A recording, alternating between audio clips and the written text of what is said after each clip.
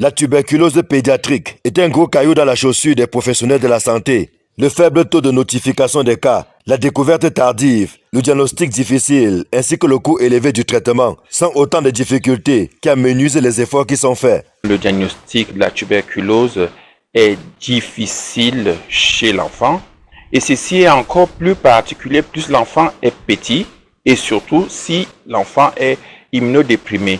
Alors c'est 70% d'enfants souffrant de la tuberculose avec les méthodes actuelles qui n'auront pas leur diagnostic de tuberculose et très probablement seront vus très tard quand la maladie est déjà sévère.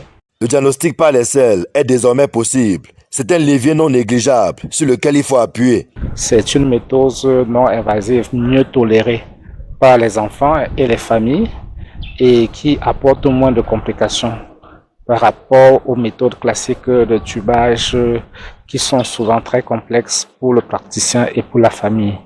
Même avec ces nouveaux spécimens qu'on peut obtenir facilement chez l'enfant, vraiment on ne dépasse guère 20 à 30% d'enfants positifs, c'est-à-dire avant le début du traitement pour la tuberculose. Pour les acteurs de la santé, il ne fait l'ombre d'aucun doute qu'une meilleure prise en charge passe par l'amélioration du diagnostic clinique. Au cours des 2 années de mise en œuvre du projet, nous avons remarqué que le diagnostic de l'enfant est davantage diagnostiqué bactériologiquement, alors que les recommandations sont de diagnostiquer cliniquement environ 70% des enfants. C'est le diagnostic clinique qui est la meilleure opportunité également qu'on peut avoir aujourd'hui pour améliorer les résultats de la tuberculose pédiatrique.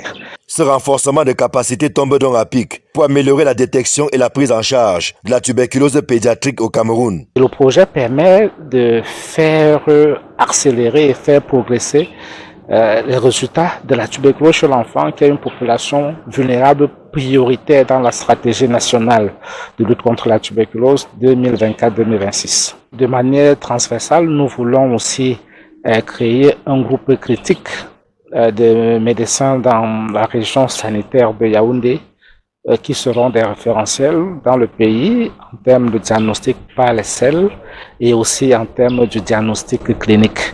Au Cameroun, la proportion des cas de tuberculose pédiatrique est de 5,7% des cas notifiés, alors que la norme recommandée par l'OMS est de moins 10%. C'est dire qu'il y a encore du grain à moudre.